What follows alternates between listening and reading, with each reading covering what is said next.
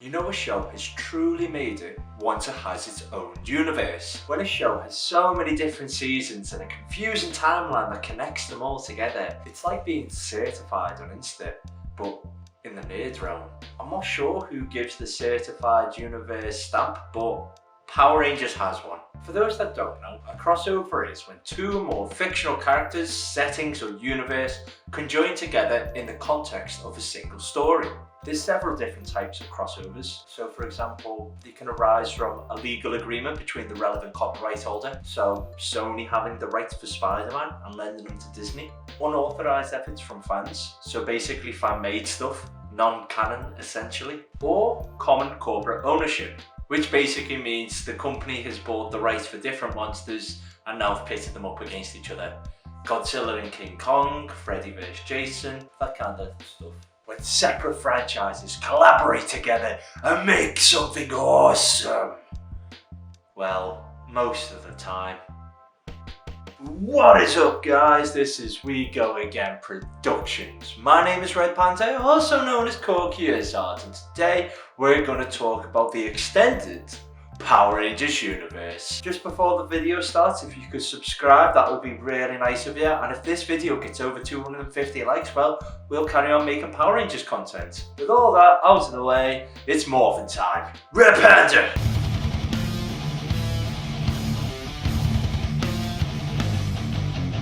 The first ever crossover to happen in the Power Rangers universe turned out to not be a crossover at all. Toei Company is a Japanese studio with its own superhero universe, one of which include the Masked Rider, or Kamen Rider in Japan. In January 1995, at the Fox Kids Winter Affiliate meeting, executive producer Margaret Loesch announced the show, stating, which has many of the best elements of fantasy and adventure from Power Rangers, but it's distinctly different from Power Rangers in concept and characters. Little did we know just how different it was going to be. Masked Rider. The Masked Rider follows Dex, the royal prince from the planet Edenai, and possessor of the Masked Rider powers. Would you believe me if I said that this show was more cheesy than the Power Rangers? Because it was. He is adopted by a kind family and learns to live as a human. Oh god. With his companion Phoebus by his side. Oh god, no. The hero is introduced on the backs of the Power Rangers, quite literally. You shall know the power of the Masked Rider and the Power Rangers. The character premiered in the 3-part Season 3 premiere of Mighty Morphin Power Rangers, A Friend in Need. The episode starts with Alpha 5 moping about the command center when Zordon goes, "Hey, what's up, Alpha?" You see, I was monitoring the galactic scanner when I picked up a distress signal from the planet Edenoi, which is revealed to be his home planet and has lost contact with it for some time. When the Rangers, minus Kimberly, who is sick in bed with the flu, I hate having the flu, find out what's troubling Alpha, they volunteer to travel to Edenoi to help. On their arrival, in typical crossover fashion, they face off against the Masked Rider, the hero of the planet, who mistakes them for spies working for sworn enemy Count Dragon, to which he inevitably discovers that they're actually not spies. Hold it! We must know if they are telling the truth. How were you able to find us here? We came because our friend Alpha 5 believed you were in danger. We're the Power Rangers. Friends of Alpha are friends of ours. And then he reveals his identity to the Rangers. I need to rest but a moment. Whoa! He's humanoid. but who are you? What's your name? My name is Dex, Prince of Edenoi. I am also called the Masked Rider. Hey, are you spies? I ain't a spy. Oh, well, I'm the Masked Rider, but my friends call me Dex. Meanwhile, Zed attacks Earth and Kimberly is forced to face the threat alone, while still being sick. Zordon cancels the mission, calls back the Rangers to Earth. When the Rangers leave for home, they are followed by Dragon, intent on gaining his revenge. King Lexian, Dex's grandfather, and Alpha's creator, instructs Dex to head to Earth and defend it against Count Dragon. Planet Earth is Count Dragon's next target. It will be up to you to protect it from destruction. And that's where the series The Masked Rider takes place. This tie-in was a big hit or miss with its fans. Who am I kidding? It was a complete flop. It was so bad that it doesn't even count as canon anymore. The creators felt that because the Power Rangers' popularity was declining, it would be better to establish a new hero who has their own independent origin story, and did so by completely whitewashing the entire 3 episodes and pretended they didn't happen. Yep, the Masked Rider series would only run for 2 seasons before being cancelled. What was that, Saban? Something about the Power Rangers' popularity declining? Didn't think so.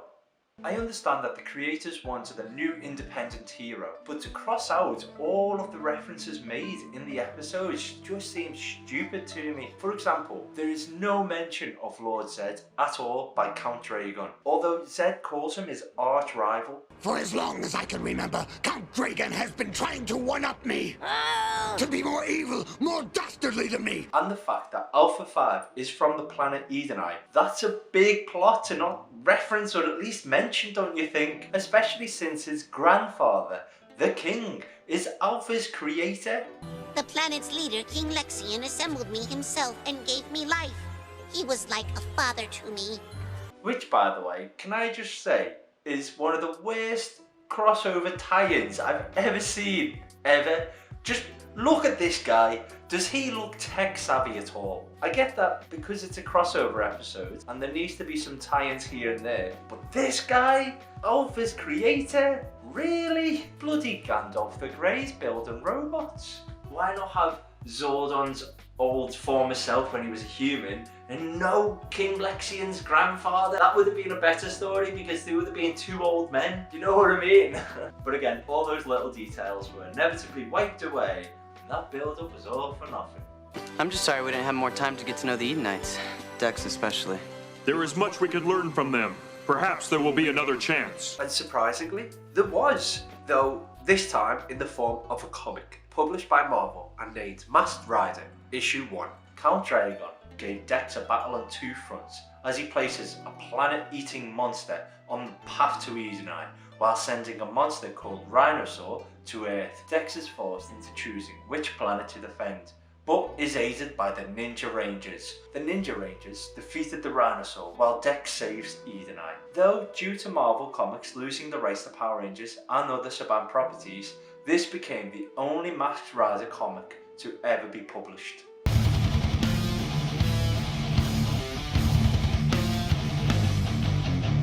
The series adapted combat footage from the Metal Hero series and became another monopoly piece to Saban's empire. Bad Beetleborgs is a show that had similar tropes to Power Rangers. It was quirky and campy, maybe a bit too quirky. Nice tan! The show is about 3 kids, obviously the typical average kids. They are there to enter a haunted mansion, and much to their surprise, it was actually haunted. When trying to escape, the kids would bump into a pipe organ, releasing a phasm named Flabber, who grants them one wish, and they wish to become their favourite comic book heroes.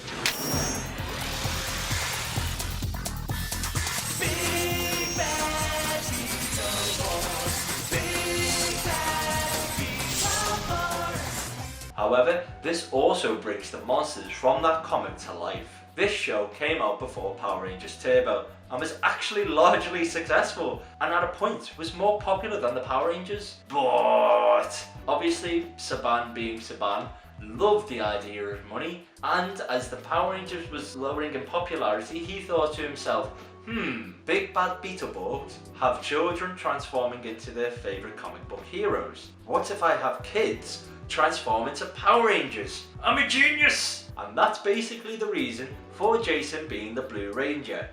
Guys, I'm the new Blue Ranger. Isn't that cool or what? What? The two seem like a perfect fit, but they never will cross paths on television, though Bulk and Skull were caught reading the Beetleborg comics. That's probably the closest we got to a crossover episode. Well, apart from Power Rangers reusing some of the costumes from Beetleborgs throughout several different seasons, but we'll just ignore that. The two would officially cross paths in comics. In 1997, Acclaim Entertainment's comic book division published by Saban presents Power Rangers Turbo vs Beetleborgs Metallix. Divatox, enemy of the Power Rangers, and Nucus, enemy of the Beetleborgs, decided to team up and form a temporary alliance as they both need help defeating their nemesis. Together, they create shape-shifting monsters that they could use to make the teams think that they're fighting each other, leading into the two groups of teens fighting for realsies. Though then the two groups would then figure out the truth, kiss, make up, and defeat the big bad guys.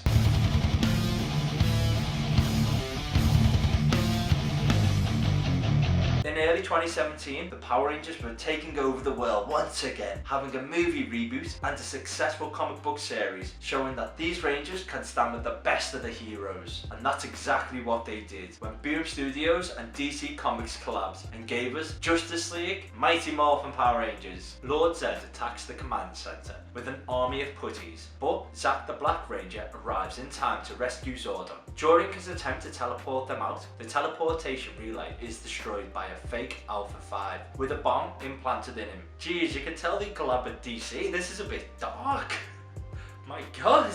This causes the teleportation to malfunction and sends Zack, Lord Zed and the putties to cross dimensions, where a dark and familiar figure witnesses their arrival. The Power Rangers teleport to the same coordinates Zack went to and ends up stranded in the DC universe, a world where superpowered heroes are an everyday thing and villains are almost as powerful as the monsters that Rita and Zed create. They obviously do the whole cliche of the other thinking that they're buddies, but then they both team up and then fight the buddies. But this comic was awesome in my opinion. It had 6 issues and lasted from January to September 2018.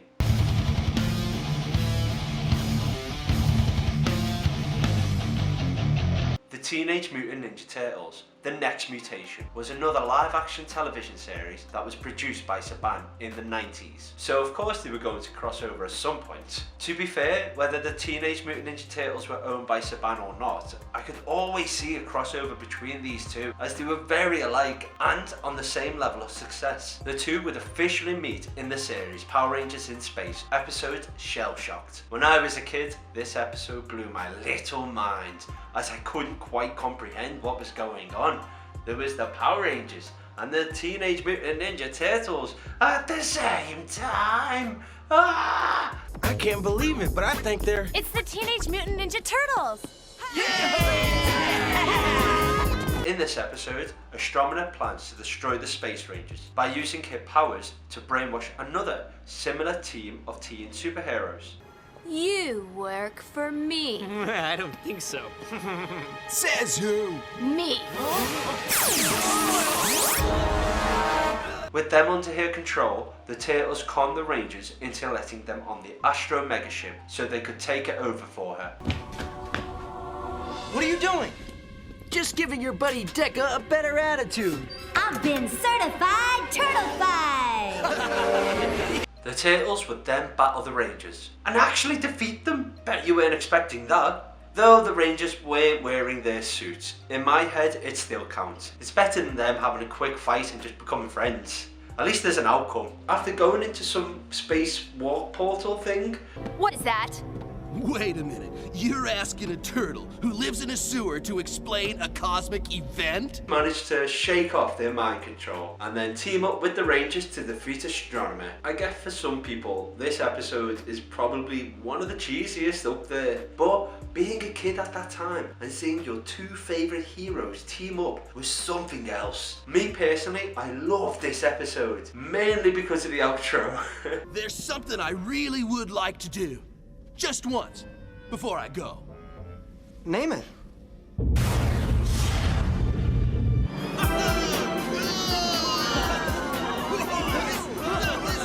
Like the Turtles are just gliding through space. What? Quality stuff. The heroes would again team up, but this time in comics. Mighty Morphin Power Rangers, Teenage Mutant Ninja Turtles. The comic is a miniseries that has 5 issues, with the first issue making its debut on December 2019, published by Boom Studios. The Power Rangers arrive in New York City to find Tommy Oliver, but soon discover he's joined forces with Shredder and the Foot Clan. As the Rangers are sent reeling by his betrayal, they're confronted by another frenemy, the Turtles. For anyone unsure whether or not to read this comic, I have made a list of reasons of why you should. Point 1. Ninja Rangers. Point 2, Turtle Rangers. Point 3, Turtle Megazords. And if you're still not convinced to read this awesome comic, well, Point 4, Green Ranger Shredder. Like, come on, that's bloody awesome. JDF, if you're watching this, please wear the Green Ranger Shredder cosplay for a Comic-Con or at least a Superpower beatdown. Speaking of what,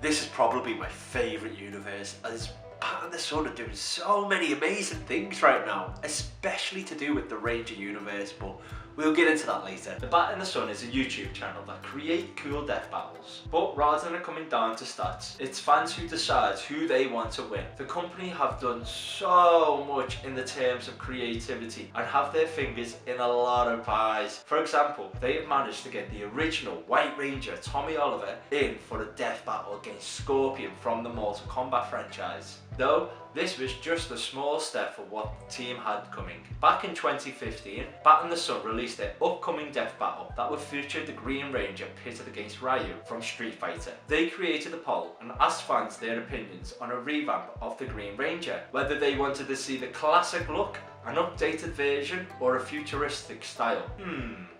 This updated style looks somewhat familiar. That couldn't be the Legend of the White Dragon now, could it? Usually doing updated looks on characters can be risky, as fans don't like people messing with their nostalgia. I mean, just look at Sonic for example. Meow? But the fans voted for an updated style, and my god, Batinthesun delivered. Dragon Sword!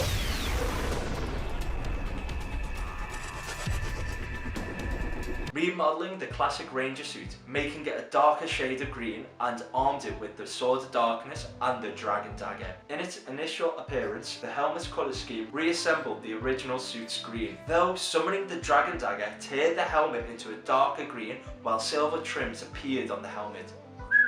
The suit was used as part of a promotion for the game in June 2017, with his bio reading an alternate universe of Tommy Oliver, and he is seen wielding the Sword of Darkness. The game makes no mention of the character's origin or alignment, however he is considered a villain for the purpose of quests. And the game also featured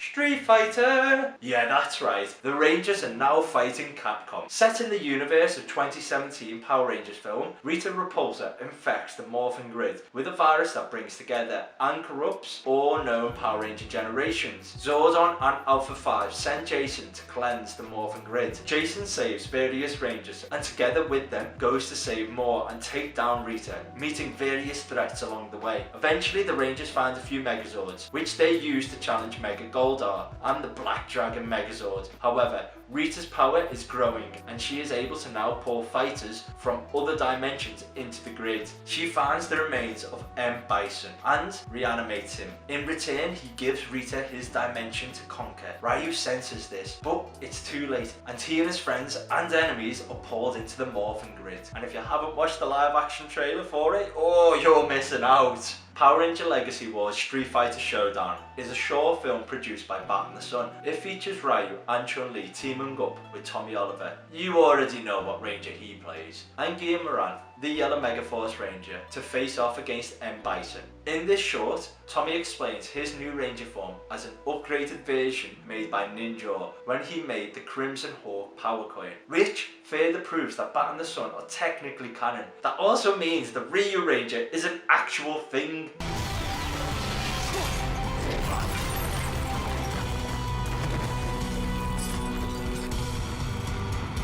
Now that we have the Ryu Ranger, let's settle this. Just look at the headbands, like it's so cool. Sadly, we didn't get to see a Chun-Li turn into a Power Ranger in the live action, but with the Legacy Force now bringing in a story mode, the first few pages are here turning into a Ranger, and again, the costume design is fantastic.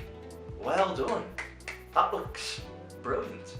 The Batinthesun are currently in the process of creating their own Ranger universe with a full feature-length film in the works called The Legend of the White Dragon, and I am so excited for it. So if you guys want to know more about it or how I personally got the project funded, then you should check out my other videos. Also, along with the Batinthesun, I do know that the Green Ranger V2 is now canon. It's just annoying that I started this video before it was actually released as canon and I just couldn't be bothered changing it. But congratulations to Batinthesun for officially becoming canon in the Power Rangers universe.